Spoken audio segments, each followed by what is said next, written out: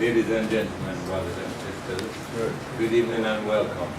I just want to share like my personal experience, repatriation, how I got here, what I'm doing. I got here, well, since you're from the United States of America, I'll just use one word to say how I got here. Kujichagulia, self-determination. I determined for myself, when I looked at the numbers, that, well, first of all, I'm an artist. I was living in New York City. I look at the numbers, and I look at what I could earn in the United States, and look at what I had to pay for rent, and all that stuff. It really didn't make sense, and I did not have a retirement plan. I only taught for 1 year. All my years in the United States, I'm a freelancer. So there is no retirement for moi. So at a certain point, I was fortunate enough to have a friend who was living in Ghana. And I questioned him, and he gave me some few figures. I wanted to know what the cost of rent was. I was paying $1,800 a month for rent, Myrtle Avenue, Brooklyn. And later on, I discovered that 1 year's rent could literally buy 2 tickets, send a container, and all the materials I need to be an artist in Ghana. I came really to do a retirement plan because I was not finished as an artist yet. I didn't think that I was finished. So I came to do a retirement plan. So when I got here, well, my plans didn't work out because I came with one idea in mind and Africa gave me other ideas. Because really, I didn't really want to be working my retirement plan. So the opportunities opened up by me going up into, I didn't stay in Accra, I went up to Volta region. And I realized that one, possible retirement plan, which I am actually working on now. Well, I've actually secured the land and started to see it. Was I thought in my mind, well, okay, retirement plan. What is this? You're gonna be retired from. You need between 65 and if you live to 100. What are you gonna eat? So I figured that the best way for me to do something was to secure that was to plant trees. So I am farming. Well, we have 1,000 seedlings. I'm farming avocado now. Avocado take 8 years. I'm 55. By the time I'm 70, I think I can start working if I actually get 4,000 seedlings planted. So that's one point. What I saw, I came with one idea. I saw something else which was easier because I'm underground, because I could make investigation as to land matters and those kind of things. I could have accessed that. That was something that I could not have accessed in the United States. Some things you have to actually see when you get here. There's some things, well, for instance, I hate to use the word black, partly because we did not invent that word and we did not call ourselves that. But as an African descended people, I didn't feel free in the United States. If I felt like I wanted to go up in Pennsylvania bush to live away from people and to farm, I would have to have a gun. Anywhere in the United States, I would not feel like I am free because of how I look. Because I think other people might want to come and kill me because they feel like I'm trespassing. Here, I'm welcome. Right. Right. Okay. Say that. In the United States, in Brooklyn, which I felt like nobody valued me as an African male. Especially since I didn't do hip hop, I was not valued. When I got here, I realized that people actually place value on the fact that I am from the West. They place value on the fact that I'm from Jamaica and I lived in the United States. If I go, I am able. Oh, to just use my mouth to secure land. Of course, paperwork is involved, but I didn't use money. Okay? So that's one advantage that I found in being here.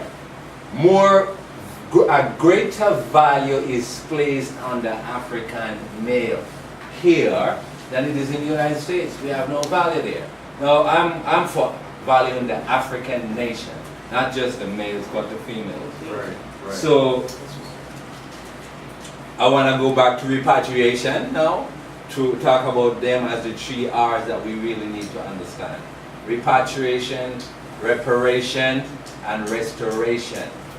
Repatriation doesn't necessarily mean you have to come here and live for the rest of your life. Repatriation means that simply you might be an investor here and you monitor your investment and you come and go and look. You don't necessarily have to come and stay here for all your life. But this is our home. This is our Garden of Eden. I do suggest that people make investment in this fertile soil. Restoration. I felt that coming here, I am basically, as an artist basically, I am trying to restore our value. I am not for the devaluation of the African person. I find that we are the greatest culprits in terms of our own devaluation. We devalue ourselves daily by not recognizing that you are me. So if I try to go down, well, let me be a little careful here. We do bargain here and we can bargain prices. So I'm not trying to talk about that. But for instance, when we are dealing with ourselves in our professional services, in things that we do as people, we shouldn't seek to, for instance, oh, I'm going to go to Africa, I'm going to buy some land cheap. I hear it's $300, whatever, acre in the bush or whatever. I didn't do that. I didn't think I wanted to go and exploit someone. I know I don't own the land anyway. What I did, I went and made a deal. The deal says that the person who owned the land has equity in my farm. The deal says that when I start reaping, they start reaping.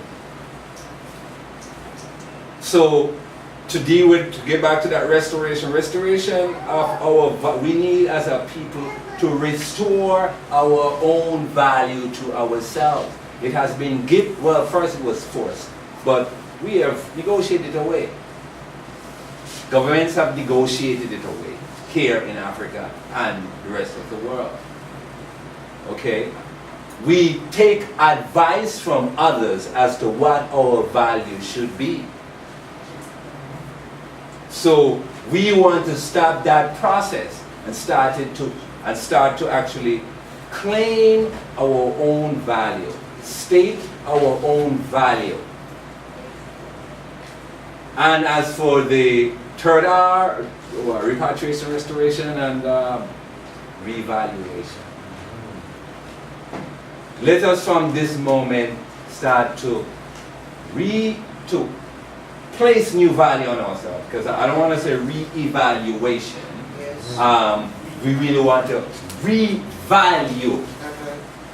Re-evaluation is that we are checking out the thing, but we really want to place new value on ourselves. No one else is going to do that. It is the interest. It was designed in the capitalist system that we have accepted in Ghana, we preach in America, that we take the nigger road, the gutter road, the lower road, the subservient road. It was designed in that system. As it was designed, third worldism is designed. Why do we have to send our gold to London or this other place so they could write paper and give us. Why? Because our leaders don't want to punch up gold coins and give it to the man who doesn't have pants. Our leaders want to take economic advice. All these economics was designed since the last 300 years after we were enslaved and Europe wanted to have dominion over colonies. So our role was designed. It was designed that we play this role. I am asking all of us to start looking at ourselves with new eyes. Start revaluing ourselves. Revaluing what we do. Part of that is knowing our worth. Okay? By knowing our worth, it means there is a marketplace.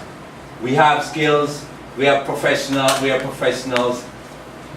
Don't take the deal that says you're less than that guy up there who's doing the same work.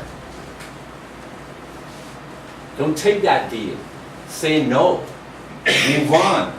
Put yourself on the same footing as those people walking around in the world claiming that they are white and privileged. I haven't met a white man yet. That's all I gotta say. That's my personal experience. This has been a wonderful experience being in Ghana. I haven't been in the United States in a long time. And I don't miss it. I miss my children and my other families, but this is my future. It's no longer a retirement plan. I'm here. I ain't going nowhere.